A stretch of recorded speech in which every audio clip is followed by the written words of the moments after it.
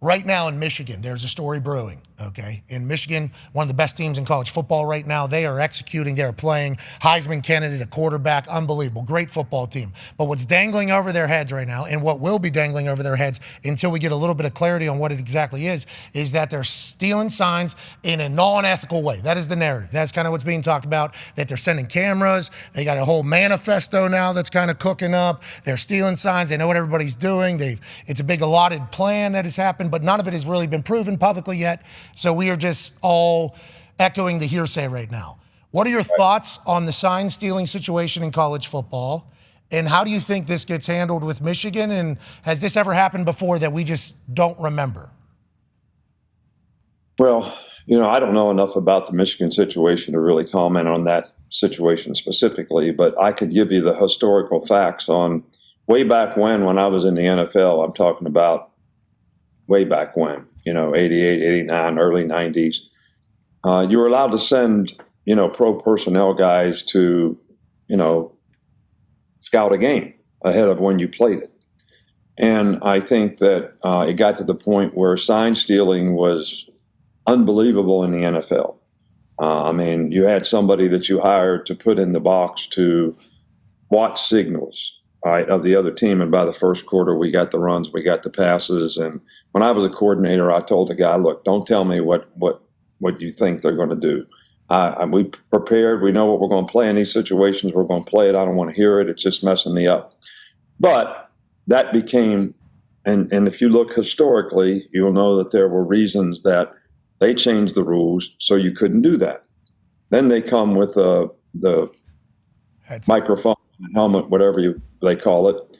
And there was no sign stealing. There was no signs because it was just communication, which I think we would solve a lot of those problems if we would do the same thing in college football. There's no reason not to do that. There's no reason that you just can't tell the quarterback what the play is rather than having signs and signals and three people signaling and all this stuff to try to get the play, which is more difficult for the players, incidentally, because they all got to get the sign because everybody's going no huddle.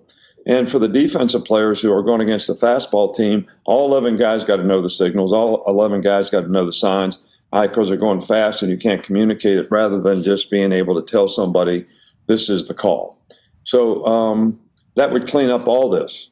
And I can't comment on what Michigan did or didn't do, but I know all of us that have been in pro football kind of have a background in how some of this stuff was done at one point in the NFL when it wasn't illegal, but it became something that people took advantage of, so it became illegal. So that kind of is what it is. What has the hesitancy been by the NCAA or by college football not to have the headphones? I heard it's potentially funds for some people not being able to do it. Is that real? What is the hesitancy behind? Because that feels like an easy answer. Like, hey, we'll just do this next week, Yeah, well, I think that what we need to do in college football is, there are people who can afford to do these kinds of things, and they're the great programs that a lot of people watch on TV.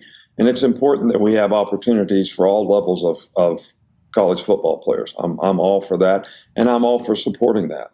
But for those who play in leagues like we do, who have the funds to do it in the SEC or the Big Ten or Big 12, whatever it is, we should be able to do it. The Power 5 conferences should be able to do it. If other schools can't afford to do it, so there's such a discrepancy.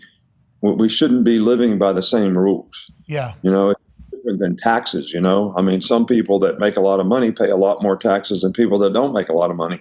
Well, we should have the same kind of rule, differentiation, in college athletics, which we've always tried to govern it all the same, but it's not the same. Yeah, and if one of those schools has to play against a team that has the headphones and they don't, by the way, should be able to happen with sponsorships and marketing opportunities somewhere, should be able to happen everywhere. But if you're playing against a team that has it and you don't, just like heated benches and stuff like that, have to be provided for the team that is playing. So it's not a competitive disadvantage in that particular game. Other than that, you're playing against everybody that has it, right? You are. Ohio State's playing, Michigan's playing against everybody that could have it.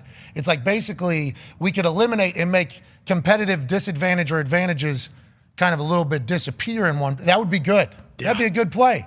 I think you have the voice to do it, though, Coach. I'm happy you're behind that. I just said what I think, so I don't know if any, but I'm glad that you'll at least listen, and we do agree on some things, so I appreciate that. Yeah, some things, not all things, because I'm smoking that cigar. You know what I mean? I was smoking that cigar.